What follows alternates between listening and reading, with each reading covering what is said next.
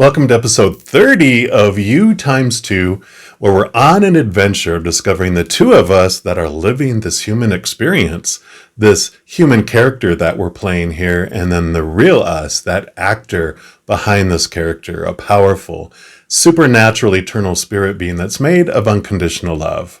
Hey everybody, it is your brother Zen, and I'm a wake-up artist. My passion is helping us remember who we really are and of that wonderful connection that we have with the Creator and the spirit realm. In this episode, we're going to be talking about what we can do to reverse the pattern of fear in the world if we want to.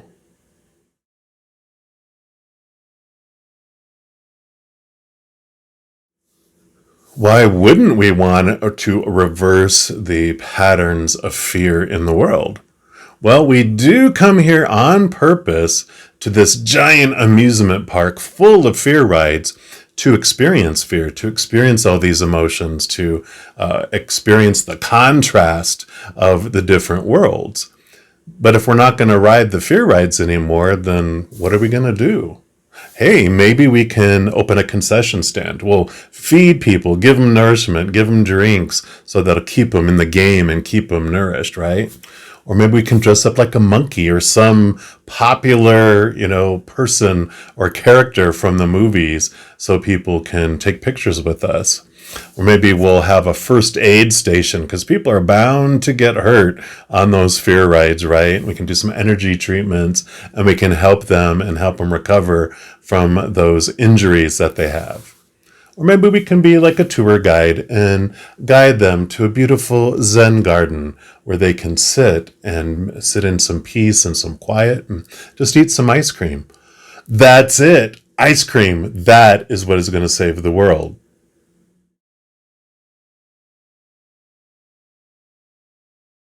But what if they're lactose intolerant?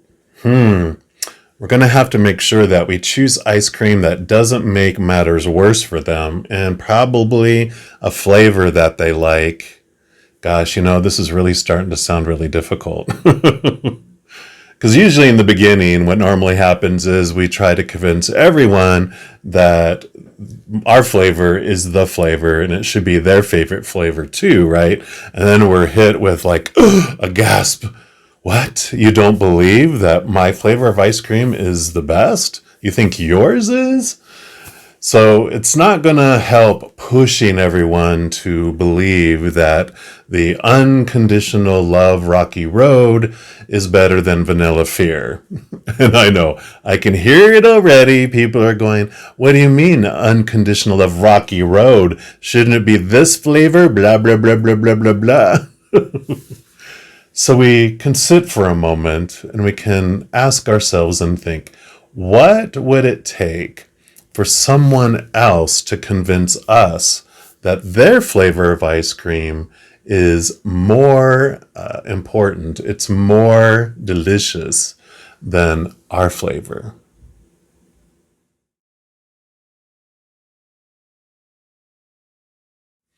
Pointing at me and saying, you know what, you're stupid thinking that your flavor is the best and mine is better than yours, and telling me and bullet pointing all the reasons why my ice cream sucks and that their ice cream flavor is the best. That's not going to fare very well for the mission, right? They might even just say, come on, let's go sit down and have a nice little meal together and let's just calmly talk about why my ice cream is better in flavor than your ice cream, and kind of discussing all of those points. That's not going to convince me either, right? Because it's just words. I'm like, well, I don't really think that's going to bring me into your camp at all. And maybe you already pre-ordered dessert for me too, which just happens to be your flavor of ice cream.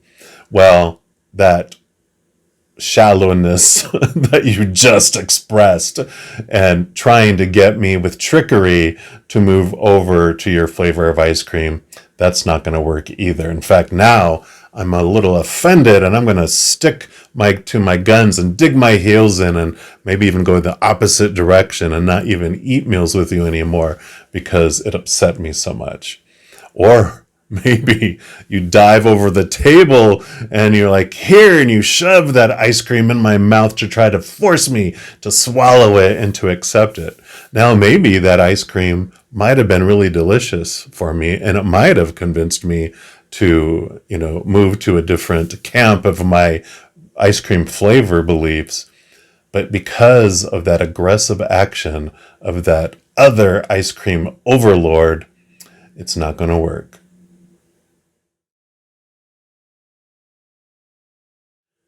So I imagine that our adult approach to trying to convince people to take on our opinions or do things the way we want them to do it or do the things we want them to do extends from our childhood, which is generally for most children, at least in the day and ages of these last couple decades, was just do as I say. You're under my roof. You have no say so.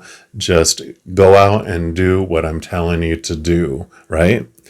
But the most successful and beautiful relationships that I've seen between adults and children is when adults approach children and teenagers as young adults and actually treat them as such, asking them for their opinion, involving them in decision making, especially those things that impact their lives, giving them the room and the leeway to make a mistake without judgment or punishment, and giving them just this unconditional love and support.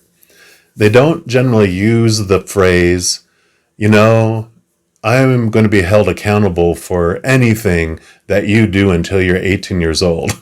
Because what message does that send? I'm more concerned about how your actions impact me than they impact you. Oh!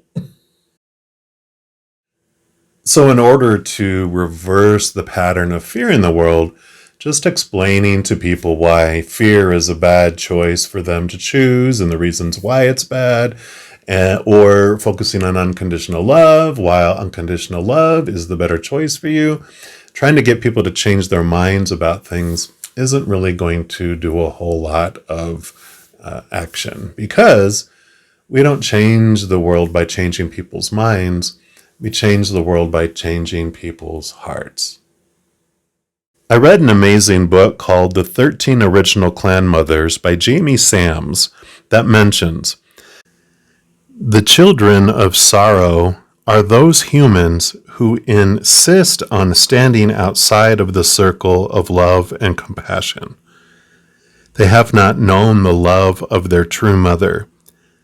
They are the product of families torn apart, riddled with dysfunction, unable to break the chains that bind them to their pain.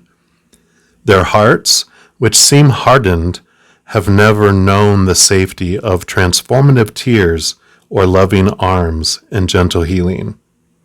These children of pain and sorrow come from such profound woundedness that the only life they know is one in which they must defend their viewpoints because they fear that they are unworthy of love.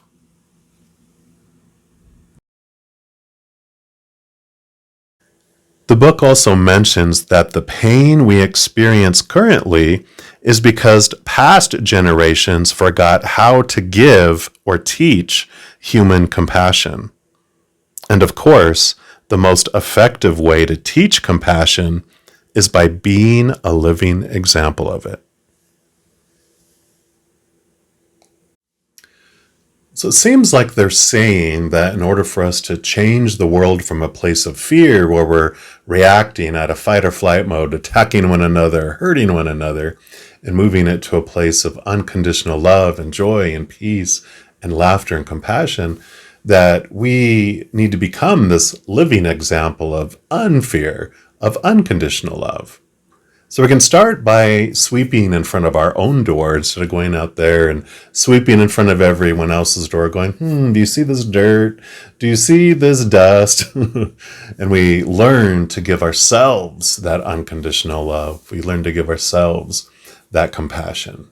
Because I believe that we are not able to love others more than the extent that we love ourselves. And we're not able to receive love from others more than the extent that we love ourselves. If I love myself conditionally, with this tiny little pinhole opening to my heart, no matter how much love someone wants to give me, I'm only going to receive a very tiny little itty bitty drop of that tsunami that they're giving me. I'm also only going to be able to give love to that extent of the pinhole opening as well. The more I learn to unconditionally love myself and have compassion for myself, the larger the hole gets, and then I fill up with that beautiful love and it overflows out to the world. It all makes sense, right? If I was in this giant amusement park of fear and I'm sitting in the middle of it with this giant ice cream cone full of unconditional love, rocky road, and you can see that I am enjoying it. I am smiling. I have a gleam in my eye, and you can just feel the energy of this enjoyment that I have. You might be tempted to say, can I give that a try, right? It's beautiful when someone comes up in your life and they're like, you know what? I've been watching you and I've been noticing that you smile a lot, you laugh a lot, and you can tell that you're really enjoying life. What drug are you on, and can I have some of that? But you realize that when you're sharing unconditional love and you're sharing compassion that you have for yourself, and it's just filling up and overflowing out to the world, that it does spark things in other people. It does spark hearts, and it starts doing stuff inside their mental body, their emotional body, their spirit body, and even their physical body. I think most humans are taught that it's our responsibility to make everyone else in the world happy, but we could literally give someone the entire world and they could still choose to be unhappy. Now, we might have some influence on making an easier choice or a harder choice for someone to choose a certain emotion, but ultimately it is up to us what emotion that we choose. That's our power of choice. That's our free will. So with all of that, what is doing our part to reverse the pattern of fear in the world mean? We start with ourselves. It's like a potluck. If each person takes responsibility for their own dish, success. Moi. We can look at our fears, but we expend most of our energy focusing on what we do want in our lives, what we do want to grow in our lives. Instead, compassion and unconditional love, because whatever we focus on is what expands in our life. And if we focused all of our time on our fears, then that would grow bigger and bigger and bigger instead. We focus on turning up the unconditional love energy while turning down the fear noise. We purposely watch what we are feeding our energy to and evaluate if we want to make any conscious changes to that. And we may still have fears that try nagging us on a daily basis, trying to get our attention, making noise from the trunk of our car. And there are ways for us to deal with these fears without allowing them to get back in to the driver's seat. In the next episode, we're going to start looking at ways in which we can expand the unconditional love in our life while letting that fear dissipate and have less control over our lives. In the meantime, if you are looking for more messages of love from above, in addition to these videos, I also put out weekly energy updates for each individual zodiac sign, also monthly readings for each individual zodiac sign, and a few other types of videos throughout the month. So if you don't want to miss out on any of those videos and messages and get notified immediately when they become available, if you give this video a little thumbs up and click the like button, also click the subscribe button. That'll give you access to the notification bell. And when you go in there, if you select the all option, then you will be notified of any new videos that come out on this channel.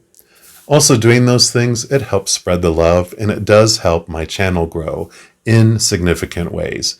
Because when you like a video, you share video, comment on a video, especially subscribing to the channel, doing those things makes the YouTube algorithm so happy it does want to share the messages and videos of this channel with other people as well.